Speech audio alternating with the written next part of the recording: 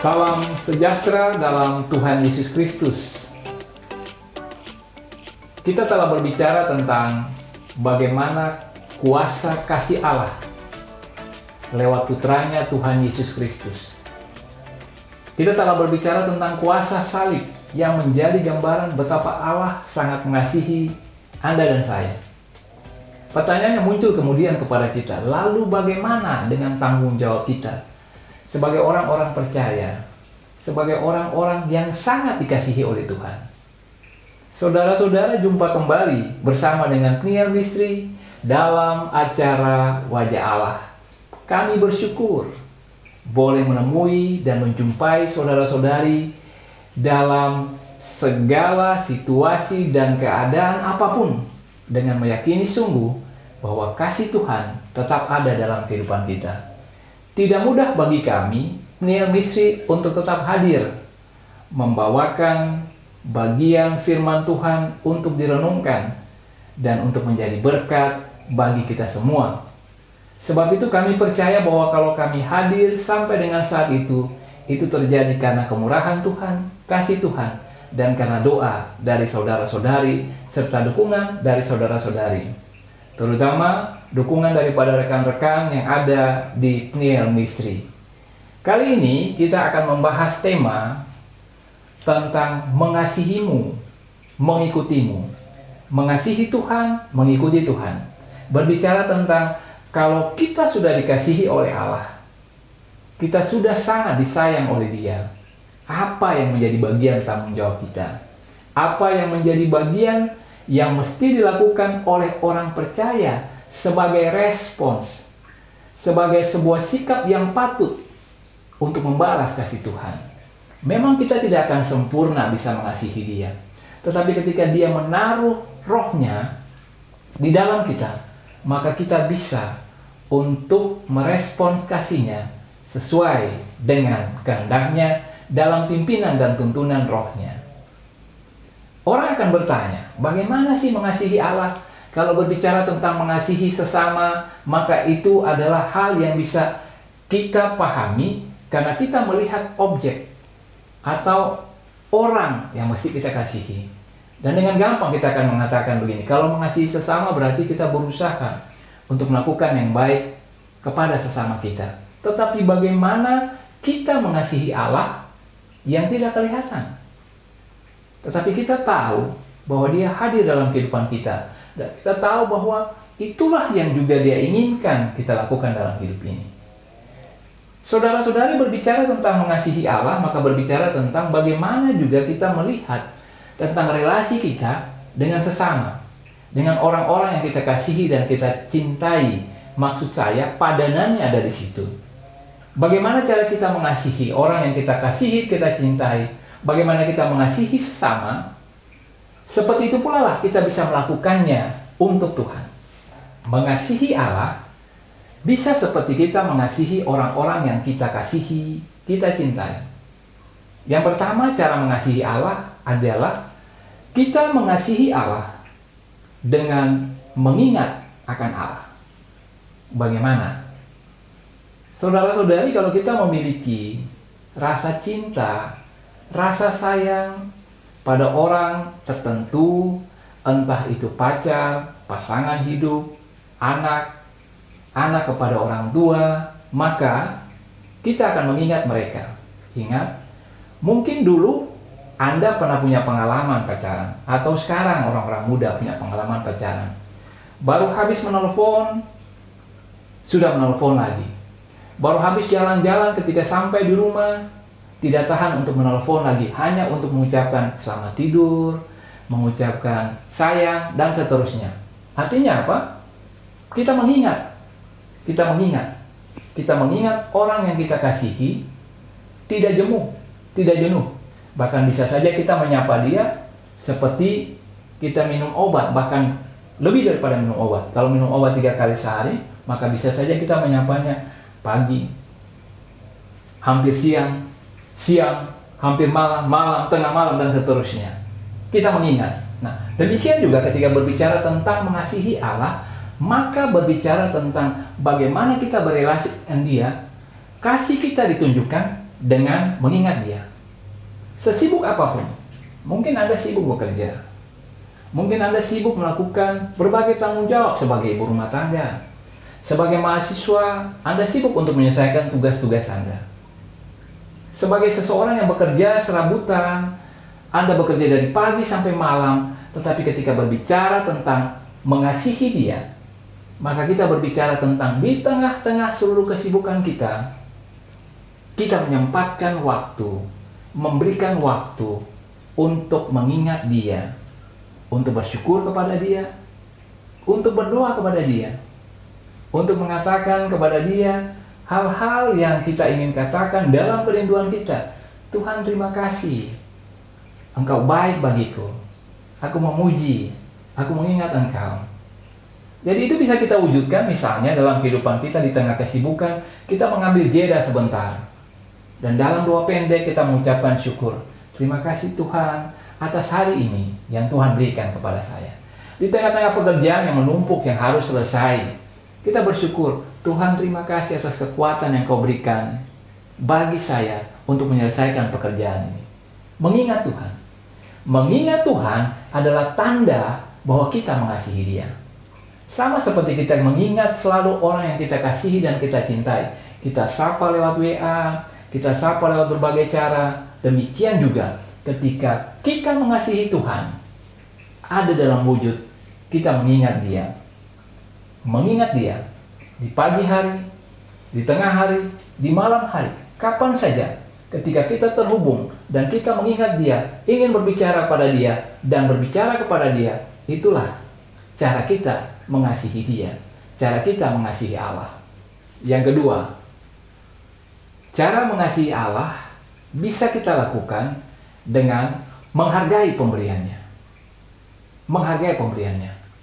Kembali, padanannya atau perbandingannya ada ketika kita mengasihi seseorang dan ketika seseorang itu memberikan pemberian kepada kita. Misalnya, ketika seorang anak perempuan mendapatkan sebuah kalung emas yang diberikan oleh ibunya, dia akan menjaganya karena dia tahu bahwa itu adalah kalung pemberian dari ibunya yang dia sayangi. Contoh lebih ekstrim, dalam berpacaran kadang-kadang pasangan-pasangan yang berpacaran mengungkapkan kasih dengan memberikan pemberian tertentu, sapu tangan misalnya, atau apapun lah gitu. Meskipun mungkin sapu tangan itu tidak terlalu bagus, bahkan mungkin sedikit berbau keringat, tetapi karena diberikan oleh yang disayang, pemberian itu akan menjadi berharga.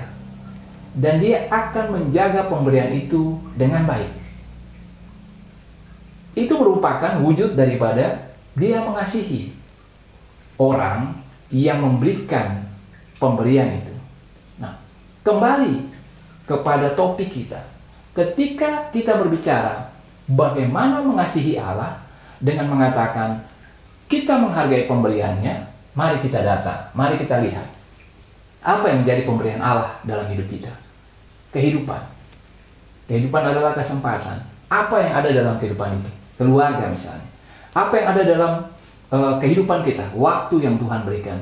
Apa yang ada? Karunia talenta. Apa yang ada? Fasilitas-fasilitas, jabatan, kekayaan. Itu merupakan pemberian Tuhan. Yang dalam iman kita mengakui bahwa memang kita mendapatkannya. Kita berusaha. Tapi pada titik tertentu kita menyadari sungguh itu adalah pemberian Tuhan. Sebab nafas hidup, kekuatan untuk bekerja, kemampuan untuk melakukan banyak hal adalah pemberian Tuhan.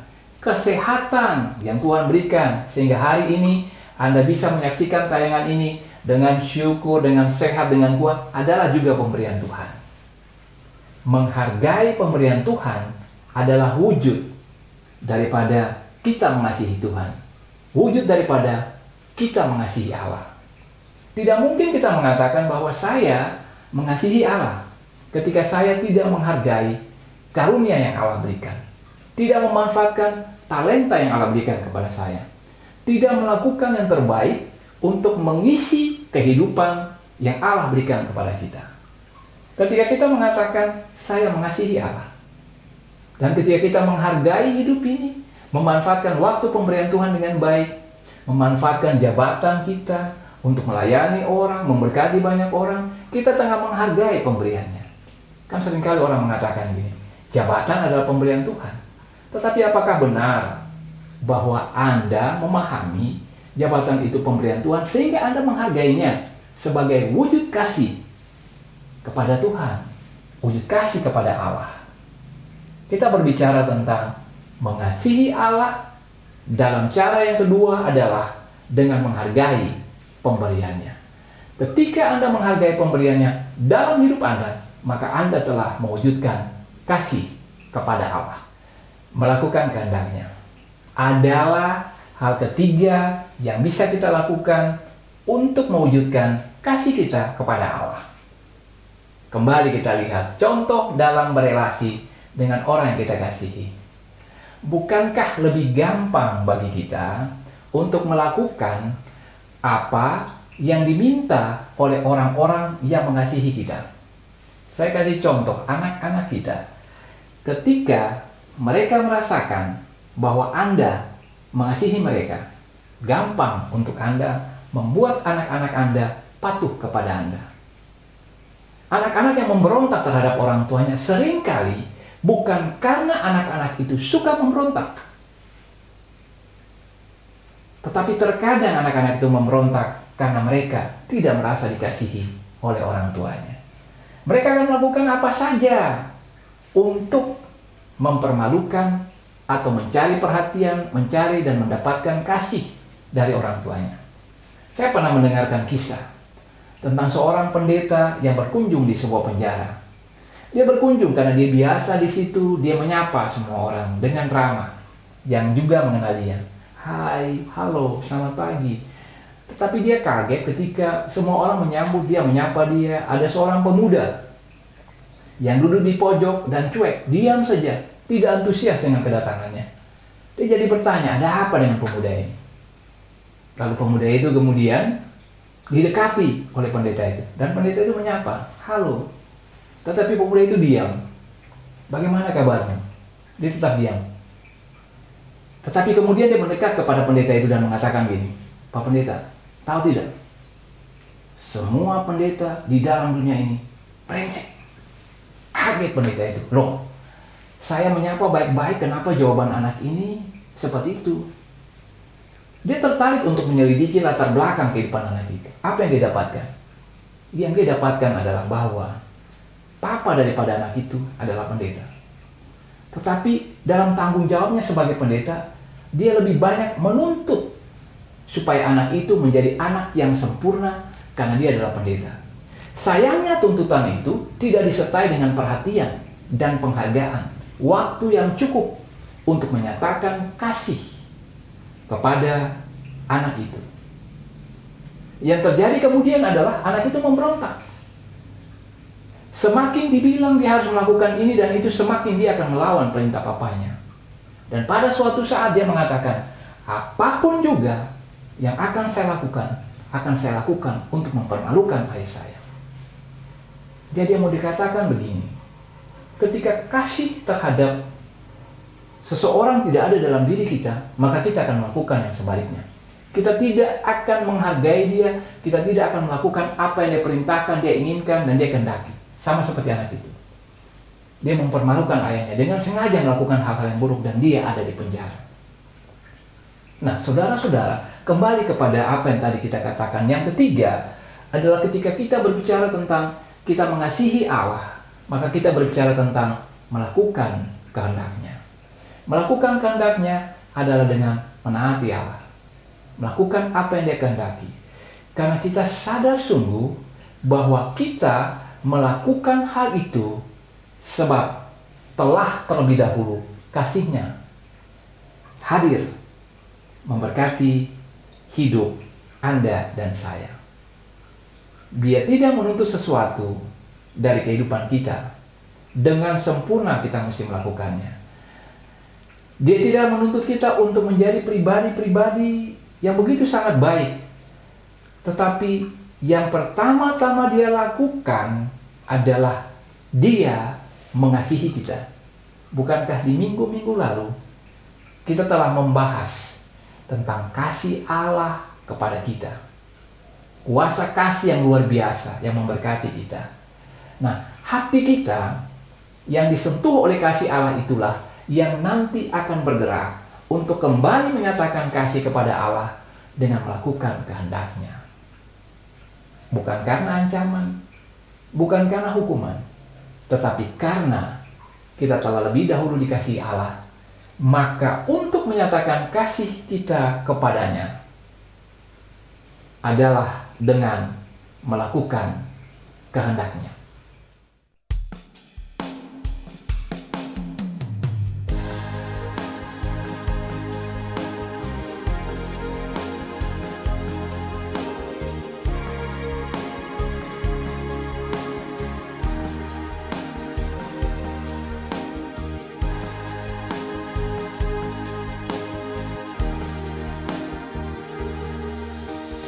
Tak akan ku mampu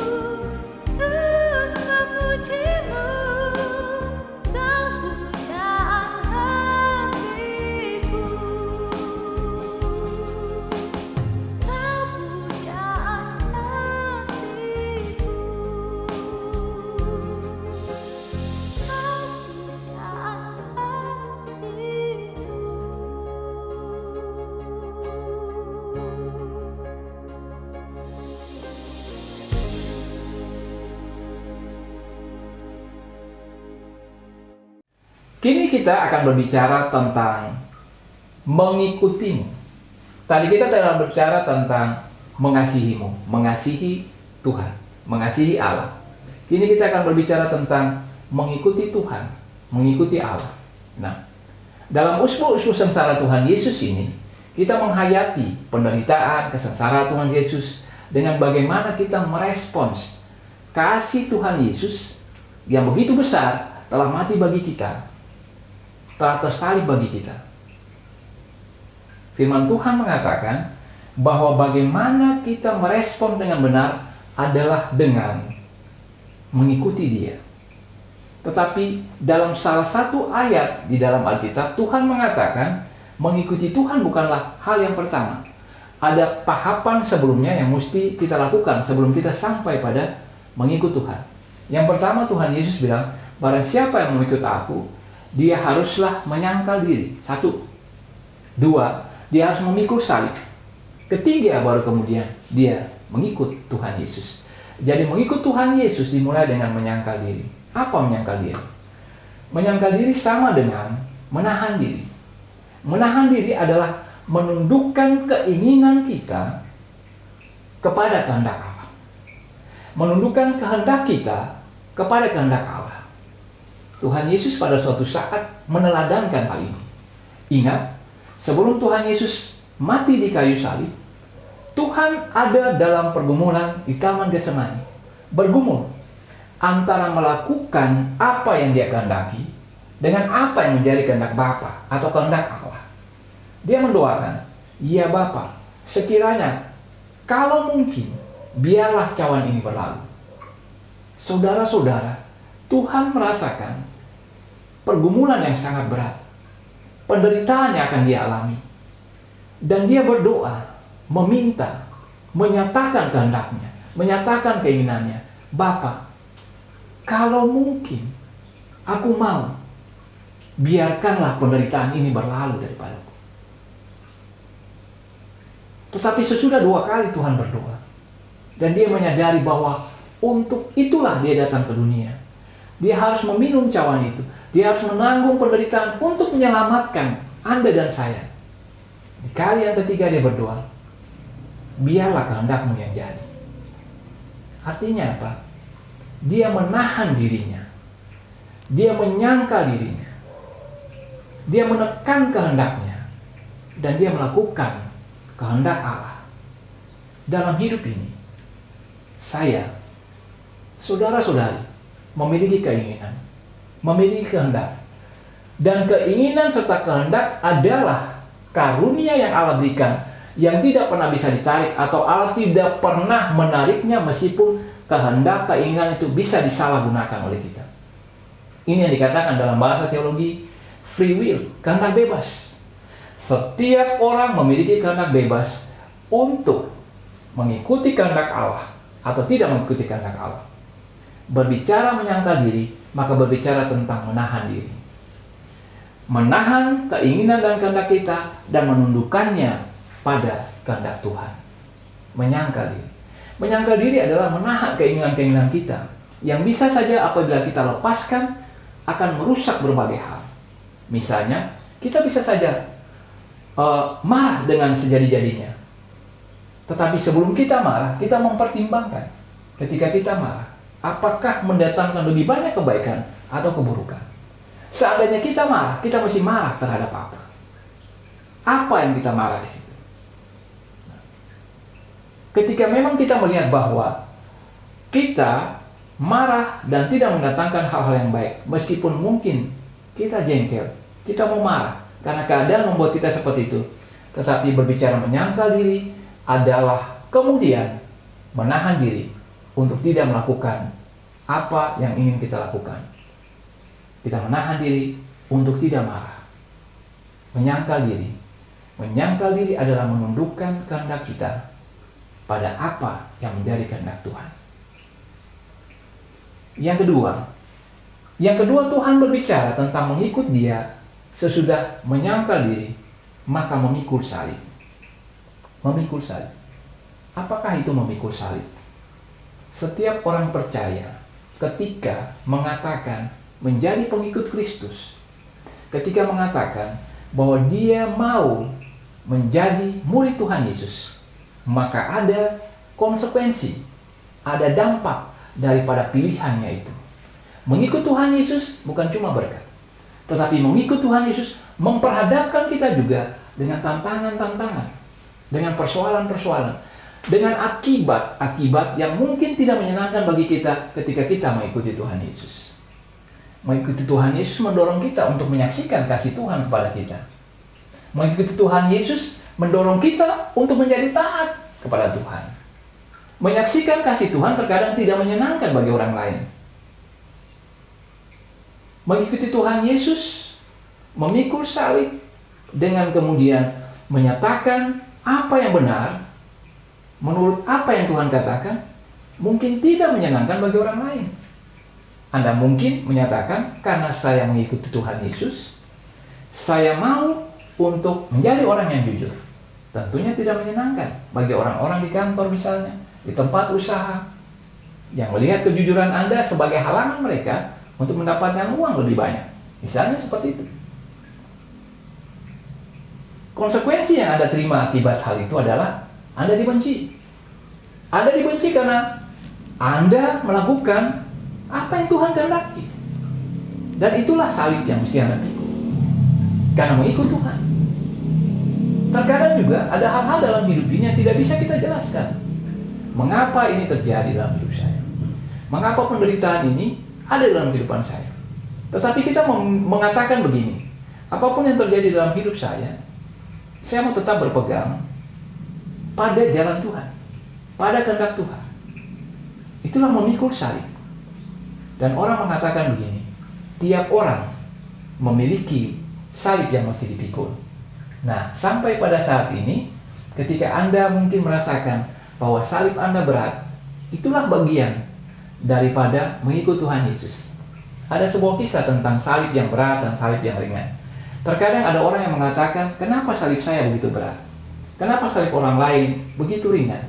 Suatu saat, ada seorang percaya yang tahu memang bahwa setiap orang yang mengikut Tuhan mesti memikul salib. Tetapi dia merasakan bahwa seolah-olah salibnya lebih berat daripada orang yang lain. Dan dia berdoa pada Tuhan. Tuhan, kalau boleh, saya minta salib saya ini diringankan. Orang lain memiliki salib yang begitu ringan. Kenapa saya memiliki salib yang begitu berat? Dan dia bermimpi. Pada suatu saat, Tuhan datang menjumpai dia dalam mimpi itu. Dan Tuhan mengatakan, kalau memang itu menjadi doa, di sini ada salib-salib. Dan engkau boleh memilih salib yang engkau anggap paling ringan. Dan engkau boleh memilihnya untuk engkau pikul dalam kehidupan. Dia lalu kemudian melihat ada begitu banyak salib. Ada yang besar, ada yang kelihatan tebal, panjang, dan seterusnya. Lalu dia memilih salib yang kelihatannya paling ringan. Dia menunjuk pada Tuhan. Itu saja salib yang aku mau pikul. Lalu Tuhan bilang, yang mana? Yang itu. Tuhan kemudian mengatakan, kalau itu salib yang kau pilih, sebenarnya itulah salibmu yang selama ini yang kau pikul. Nah, saudara-saudara yang dikatakan kepada kita, ketika kita merasakan bahwa mengikut Tuhan Yesus dalam keadaan-keadaan tertentu tentu tidak mudah. Salib itu terasa berat. Mungkin kita tidak perlu memandang pada orang lain. Mungkin kita tidak perlu memandang kepada orang lain. Tapi yang mau saya katakan di sini adalah berat, ringan, salib yang kita pikul, kita meresponsnya dengan bagaimana kita bersyukur. Melihat kehidupan ini, melihat hal-hal yang masih ada dalam hidup ini, yang bisa kita syukuri, entah apapun itu juga. Kita bisa tetap bersyukur. Ingat dalam ilustrasi minggu lalu, saya pernah menceritakan tentang seorang ibu yang ada di tahun 1930-an di Amerika, mengalami resesi ekonomi, suaminya dipecat, dia mesti bekerja banting tulang. Suatu saat dia merasa sangat putus asa karena anaknya dituduh mencuri. Dia memutuskan untuk bunuh diri. Dia menyalakan gas di dalam kamarnya dan dia menutup jendela-jendela dan pintu-pintu. Tapi ketika dia hendak melanjutkan niatnya itu, dia mendengarkan dari siaran radio lagu pujian Yesus kawan yang sejati bagi kita yang lemah, tiap hal boleh dibawa, dan seterusnya. Lalu dia memutuskan untuk berhenti. Ketika dia berhenti, dia memandang anak-anaknya dan dia merasa bersyukur, Tuhan terima kasih, dalam hidup saya yang sulit ini saya masih punya anak-anak yang sehat, yang ada bersama-sama dengan saya. Dia tidak memandang kesulitannya lagi, tetapi dia memandang pada berkat Tuhan.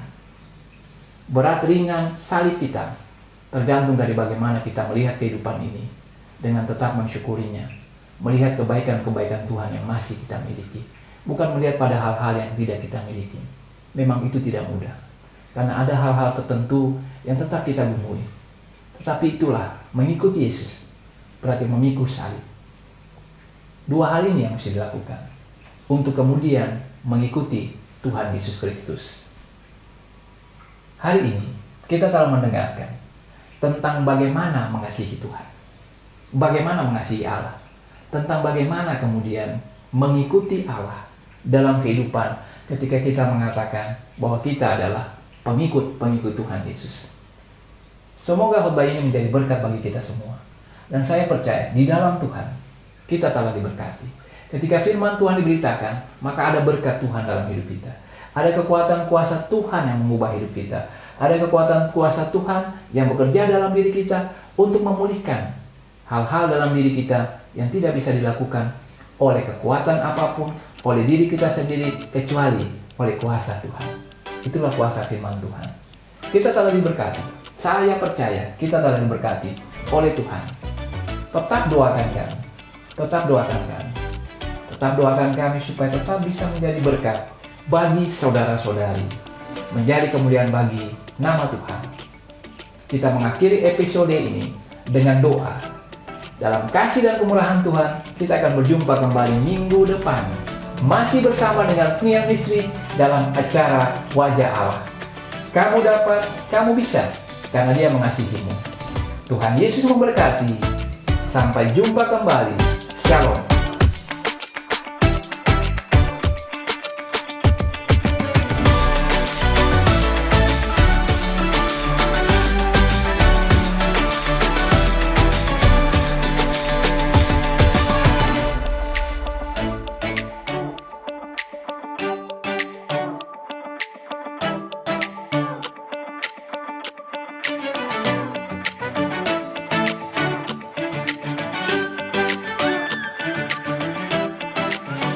Bersama Penian Ministry, kamu dapat, kamu bisa.